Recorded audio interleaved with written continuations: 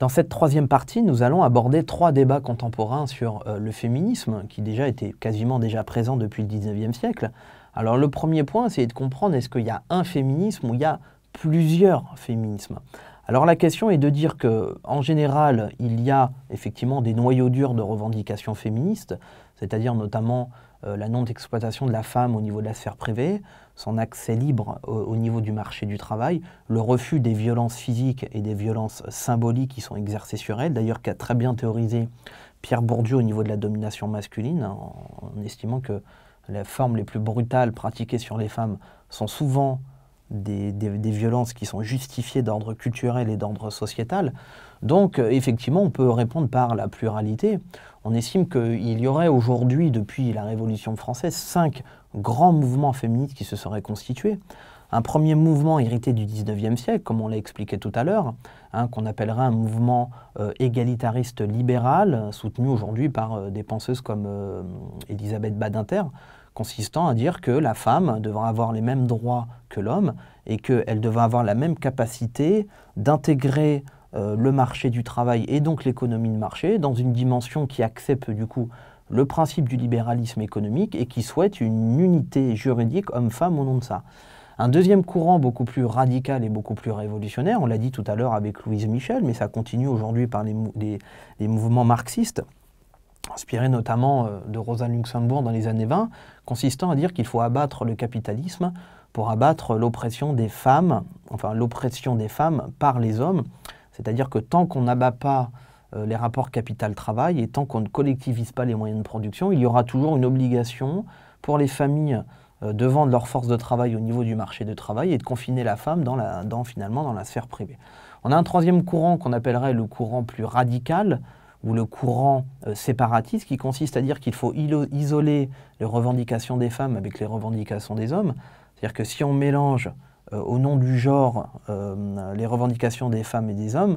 finalement il n'y aura pas la possibilité de comprendre les spécificités des revendications des femmes puisqu'elles seraient toujours mélangées à celles des hommes. Donc penser la libération des femmes, c'est penser les femmes en dehors des hommes.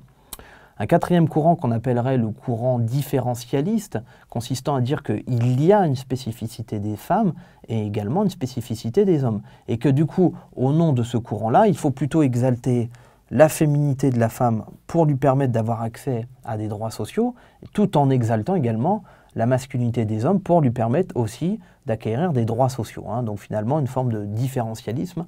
Et un cinquième courant, qui est beaucoup plus récent, qu'on appellerait le mouvement intersectionnaliste, consistant à dire qu'il est, alors notamment par l'immigration et par le mélange des cultures,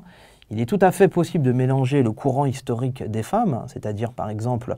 le droit de la maîtrise du corps, le droit à l'accès au marché du travail ou le droit de l'égalité des salaires, avec des spécificités culturelles héritées par exemple de notre ancien empire colonial, par exemple l'exemple d'Elsa Dorlin qui a beaucoup travaillé sur ça, qu'il est possible de respecter la spécificité de la femme musulmane, notamment son caractère voilé, et en même temps de pouvoir lui appliquer le féminisme classique, c'est-à-dire l'égalité des sexes, au travail, etc., etc. Donc il y a un noyau dur avec des ramifications. Le deuxième courant, essayer de comprendre est-ce que le féminisme occidental est applicable à d'autres ères civilisationnelles. Alors là, ça semble possible, mais relativement difficile. On l'a dit dans notre première partie, le féminisme occidental est une construction historique. Elle intervient par la Révolution française, par la Révolution industrielle et par la tertiarisation de l'économie. Donc il a fallu passer par des révolutions de droit naturel, par la révolution industrielle et la salarisation du marché du travail, et donc la tertiarisation de l'économie à partir des 30 Glorieuses, pour faire émerger des revendications féministes, c'est-à-dire le détachement de la religion, le détachement du patriarcat, et donc la fin de l'oppression capitaliste sur elle. Or, il semble difficile dans d'autres ères civilisationnelles, qui n'ont pas connu le même parcours, de pouvoir appliquer les mêmes paradigmes. On pense notamment à ce qui se passe en Amérique latine avec ce qu'on appelle l'écoféminisme, où on rencontre en Amérique du Sud une spécificité qui n'existe pas en Europe occidentale, c'est-à-dire la destruction de l'environnement par les firmes multinationales. Donc le féminisme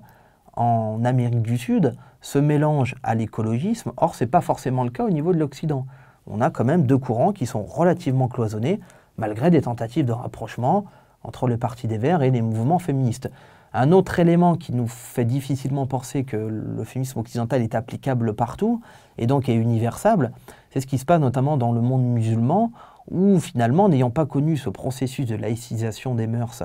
et donc ce détachement de la religion avec la sphère privée, le port du voile n'est pas encore considéré et n'est pas considéré comme une aliénation comme peuvent l'interpréter beaucoup de féministes en Occident. Donc on a un féminisme dans le monde musulman qui se décline sur d'autres choses, qui renvoie à ce qui était peut-être le féminisme occidental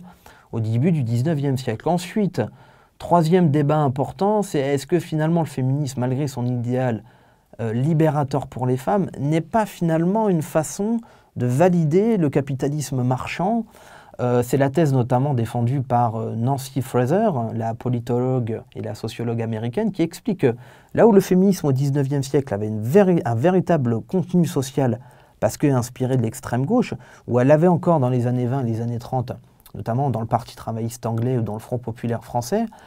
elle opère à partir des années 70 une espèce de mutation avec des revendications qui s'alignent spécifiquement sur l'économie ultralibérale défendue par l'école de Chicago. C'est-à-dire que ces revendications, c'est-à-dire l'augmentation des salaires, la baisse de la productivité, l'accès à des fonctions de haute responsabilité, et de manière plus générale, tous les mouvements liés au multiculturalisme, à l'antiracisme, à la LGBT, ou alors donc au mouvement féministe occidental, privilégié principalement sociétal sur le social. C'est-à-dire qu'elle refuse les débats sur l'égalité des rapports capital-travail, sur une dimension véritablement révolutionnaire, et que donc, à la guerre, enfin à la lutte des sexes, à la lutte des classes, ce serait substitué aujourd'hui une lutte des sexes, et que le féminisme aujourd'hui s'adapterait à l'économie de marché.